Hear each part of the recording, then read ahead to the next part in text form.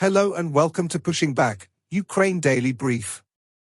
As the war enters its 873rd day, these are the main developments from the past 24 hours. The update from the General Staff of the Armed Forces of Ukraine. Russia has lost approximately 561,400 troops in Ukraine since the beginning of the war. The number, which has not been independently verified, includes 1,110 casualties over the past day. According to the released Ukrainian figures, Russia lost 13 tanks, 36 armored combat vehicles, 44 artillery systems, 45 drones, 57 vehicles, and 8 pieces of special equipment.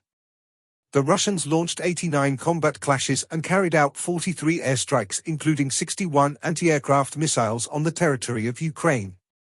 They also used 532 kamikaze drones and carried out 3,267 attacks on the positions of Ukrainian troops and settlements using various types of weapons.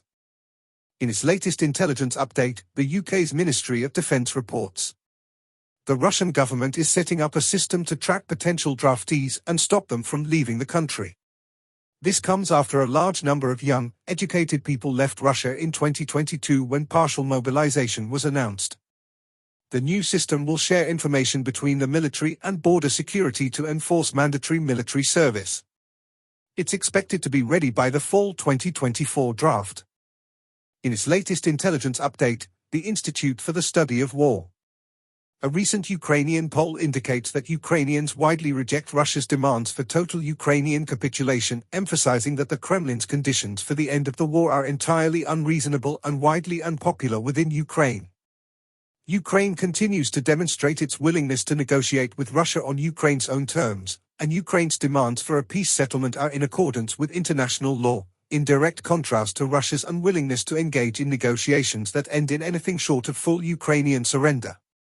European Union officials continue to take steps to demonstrate the EU's non-alignment with Hungarian Prime Minister Viktor Orban's political stances concerning the war in Ukraine. The Russian government proposed to significantly increase the number of conditions on which the Russian government can designate a person as a terrorist or extremist, likely as part of efforts to censor criticisms about Russia's war in Ukraine. Ukrainian forces conducted drone strikes against Russian energy infrastructure overnight on July 14 to 15 and reportedly also hit Russian military assets in occupied Crimea. A new Russian migrant assimilation program highlights the apparent struggle the Russian government is facing with reconciling aspects of its policy toward Central Asian migrants as the Russian state desires to present itself as welcoming and multicultural while also emphasizing the primacy of Russian language and historical legacy. Chechen Republic head Ramzan Kadyrov is posturing himself and the North Caucasus as key to Russia's outreach to the Arab world. Ukrainian forces recently regained lost positions near Toretsk, and Russian forces recently advanced near Toretsk and Avdiivka. Russian President Vladimir Putin emphasized ongoing Russian efforts to integrate the metallurgy industry in occupied Ukraine into Russia's defense industrial base. Zelensky gave a video address on the day of Ukrainian statehood. Firstly, destruction and resilience.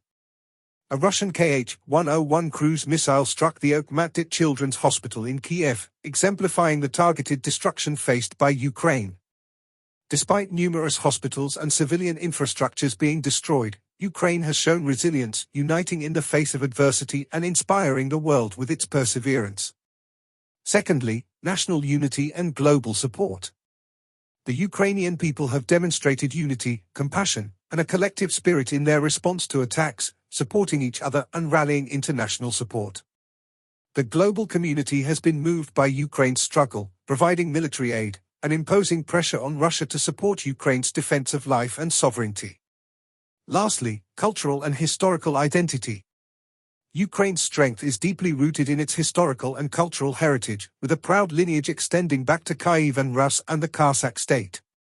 This enduring identity fuels their determination to preserve their nation and values, standing as a stark contrast to the destructive forces they oppose. On Ukrainian Statehood Day, the nation reaffirms its commitment to independence and its historical legacy.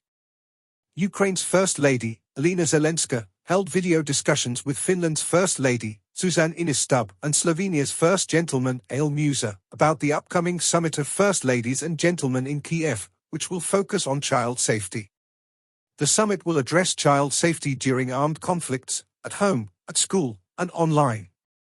The First Lady of Finland will join a panel on school safety, emphasizing mental health support, while the First Gentleman of Slovenia will participate in a panel on online safety, discussing ways to protect young people from internet threats and misinformation. Thanks for following today's updates. Please don't forget to like and subscribe for more content. We'll return tomorrow with the latest news on the ongoing conflict.